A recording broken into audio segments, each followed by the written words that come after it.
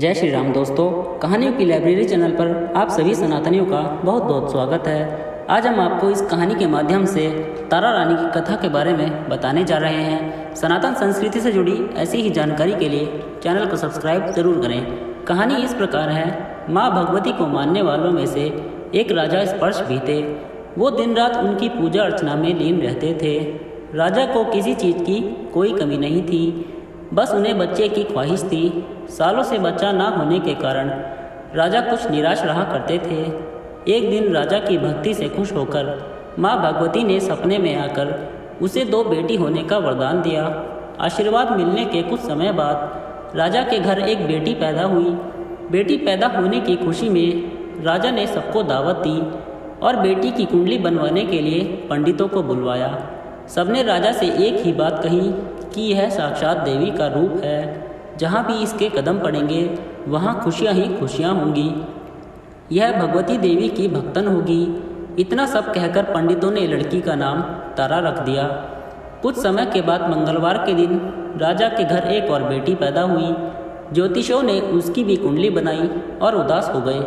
राजा ने जब उनसे उदासी का कारण पूछा तो ज्योतिषियों ने बताया कि ये लड़की आपके जीवन में खूब सारा दुख लेकर आएगी।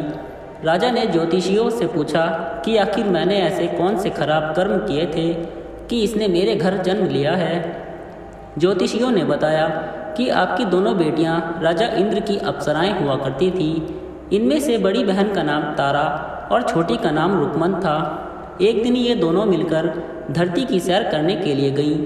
दोनों ने ही वहां पहुंचकर एकादशी के दिन का व्रत रखा। तारा ने अपनी छोटी बहन से कहा कि आज एकादशी का व्रत है, इसलिए बाजार जाकर कुछ ताज़े फल ले आओ, लेकिन वहाँ कुछ खाना मत। रुकमन बाजार फल लेने के लिए चली गई। वहाँ उसे मछली के पकौड़े दिखे। उसने झट से उन्हें खा लिया और अपनी दीदी के लिए कुछ फल ले लिए। रुकमन से तारा ने पूछा कि तुम अपने लिए फल क्यों नहीं लाई। उसने जवाब दिया कि वो मछली के पकौड़े खाकर आई है। तारा ने गुस्से में कहा कि तुम पापिन हो, एकादशी के तुमने मछली खा ली। ऐसे खराब कर्म के लिए मैं तुम्हें छिपकली बनने का श्राप देती हूँ। अब उसी जंगल में तारा की बहन छिपकली बनकर रहने लगी। वहाँ एक जाने माने ऋषि गुरु गोरख भी अपने कुछ शिष्यों के साथ रहते थे। उनके शिष्यों में से एक बहुत ही घमंडी था। अपने घमंड के चलते वो शिष्य कमंडल में पानी भरकर एकांत में बैठकर तपस्या करने लगा। तभी एक प्यासी गाय वहाँ आ गई। उसने सीधे अपना मुंह उस कमंडल में डाला और पानी पी लिया। पानी पीने के बाद जैसे ही गाय अपना मुंह बाहर निकालने लगी तो कमंडल नीचे गिर गया और ऋषि का ध्यान भंग हो गया। ऋषि ने देखा कि गाय पानी पी गई है। अब गुस्से में ऋषि ने गाय को एक चिमटे से बुरी तरह घायल कर दिया। इस बात की जानकारी जब गुरु गोरख को पड़ी तो वो तुरंत गाय को देखने के लिए गए। जैसे ही उन्होंने गाय की हालत देखी वैसे ही अपनी उस घमंडी शिष्य को आश्रम से बाहर निकाल दिया। कुछ दिनों के बाद गौ माता पर किए गए उस अत्याचार से होने वाले पाप को कम करने के लिए उन्होंने एक यज्ञ करवाया। इस यज्ञ के बारे में गाय को चिमटे से मारने वाले घमंडी शिष्य को भी पता चला। वो सीधे पक्षी का रूप धारण करके यज्ञ स्थल पर गया और भोजन में अपनी चोंच से मरा हुआ सांप डाल दिया। किसी को इस बात की खबर नहीं हुई। ये सब होते हुए तारा से श्राप मिलने वाली छिपकली रुकमन देख रही थी। उसके मन में हुआ कि इसे खाकर सारे लोग मर जाएंगे। सबकी जान बचाने के लिए छिपकली बनी रुकमन सभी लोगों के सामने भोजन पर गिर गई। लोगों ने छिपकली को बहुत कोसा और बर्तन को खाली करने लगे। उसी वक्त भंडारा करने वालों को खाने में मरा हुआ सांप भी दिखा। तब कहीं जाकर सबको समझ आया कि छिपकली सबकी जान बचाने के लिए जानबूझकर भोजन में गिरी थी। एक छिपकली होने के बावजूद भी इतने अच्छे विचार होने की वजह से यज्ञ में मौजूद सारे महत्वपूर्ण लोगों ने कहा कि हमें इस छिपकली की मुक्ति के लिए प्रार्थना करनी चाहिए। पंडित ने आगे बताया कि सबकी प्रार्थना से ही वो छिपकली तीसरे जन्म में आप जैसे प्रतापी राजा के बेटी के रूप में पैदा हुई है। वहीं तारा ने दूसरा जन्म तारामती के रूप में लिया और अयोध्या के राजा हरिश्चंद्र से शादी की। इतनी सब बातें कहने के बाद पंडितों ने राजा स्पर्श को रुकमन को मारने की सलाह दी। इस बात पर राजा बोले, मैं किसी बेटी को कैसे मार सकता हूँ, ऐसा करना पाप होगा। फिर ज्योतिषियों ने कहा कि एक संदूक में सोना चांदी लगवाकर उसके अंदर लकड़ी को रख देना और संदूक को पानी में बहा देना। उसमें लगा हुआ सोना चांदी देखकर लोग नदी से संदूक जरूर निकालेंगे और लड़की की जान बच जाएगी। राजा ने ज्योतिषियों से जैसा बताया ठीक वैसा ही किया। नदी में सोना चांदी जड़ा हुआ संदूक देखकर काशी के पास ही एक भंगी ने उसे बाहर निकाल लिया। उसके कोई बच्चे नहीं थे, इसलिए उसने संदूक के अंदर की लड़की को पालने का फैसला लिया। उसे भंगी व उसकी पत्नी ने खूब प्यार से पाला और रुक्को नाम रख दिया। बड़ी होते ही दोनों ने रुक्को की शादी करवा दी। रुक्को की सासू माँ तारामती और राजा हरिश्चंद्र के महल में साफ सफाई करने का काम किया करती थी। कुछ दिनों के बाद रुक्को की सासू माँ बीमार हो गई। उनकी जगह रुक्को वहाँ काम करने लगी। तारामती ने उसे देखा और पुराने जन्म के पुण्य के कारण पहचान लिया और उसे कहा कि तुम मेरे साथ बैठ जाओ।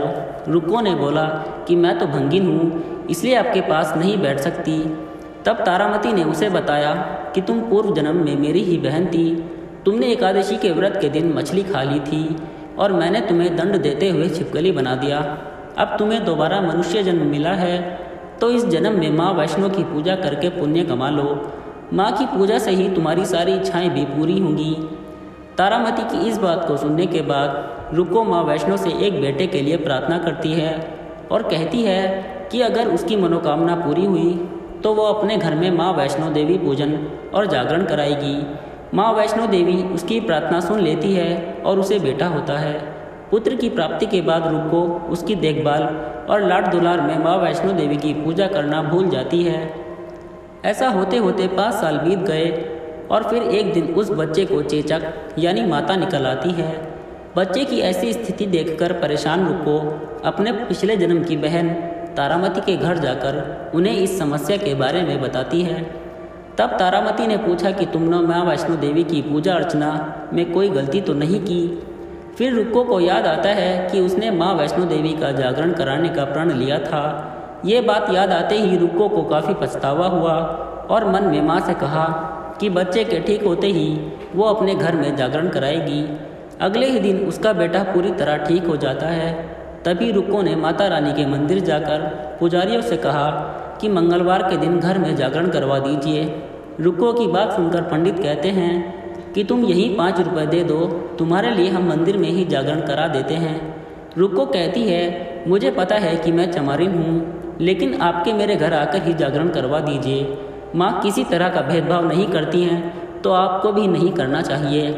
इस पर पंडितों ने विचार विमर्श करके कहा कि अगर रानी आपके जागरण में आती हैं तो हम तुम्हारे घर आकर जागरण करने के लिए तैयार हैं।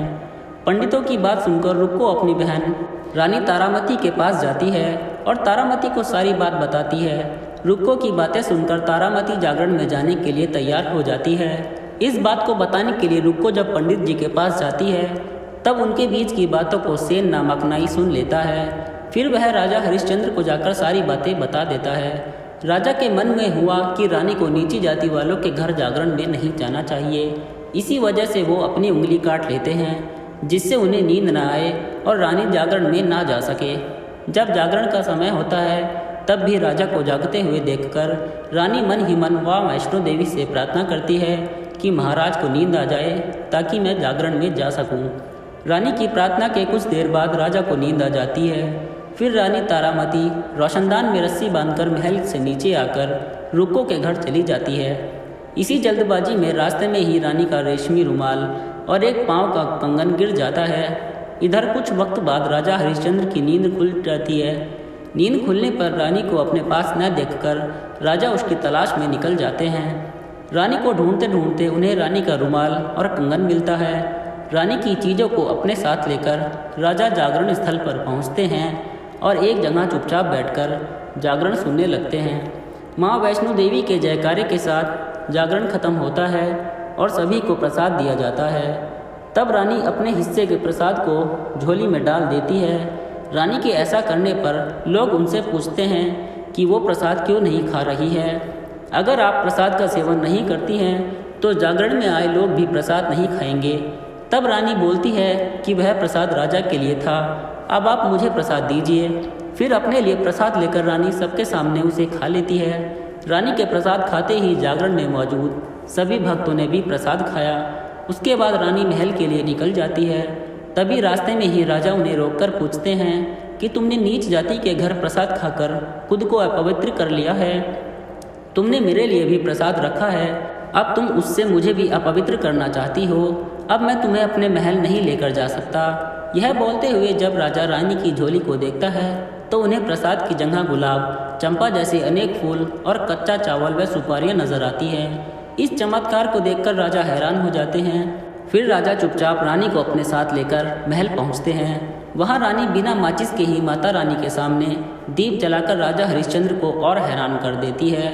फिर रानी बोलती है कि माता के दर्शन के लिए बहुत बड़ा त्याग करना पड़ता है। इसके लिए आपको अपने बेटे रोहिताश्व की बलि देनी होगी, तभी माँ दुर्गा आपको साक्षात दर्शन देंगी। यह सुनकर राजा के मन में माँ के दर्शन की इच्छा होने लगी, जिसके बाद राजा अपने पुत्र की बलि दे देते हैं। बलि देने के बाद माँ दुर्गा शेर पर सवार होकर प्रकट हो जाती है। उन्हें देखकर राजा हरिश्चंद्र काफ़ी खुश हो गए और माँ दुर्गा ने तुरंत राजा के बेटे को दोबारा जिंदा कर दिया। इस चमत्कार को देखकर राजा हरिश्चंद्र खुश हो गए। तभी राजा ने माँ की पूरी विधि से पूजा करके उनसे गलतियों की माफ़ी मांगी। माँ दुर्गा ने भी राजा को खुश रहने का आशीर्वाद दिया और अंतर्ध्यान हो गईं। तब राजा ने तारा रानी से कहा कि मैं बहुत खुश हूँ कि मुझे पत्नी के रूप में आप मिली हैं। फिर राजा हरिश्चंद्र, तारा रानी और रुक्मन तीनों अपनी मनुष्य योनि से छुटकारा पाकर देवलोक में चले जाते हैं।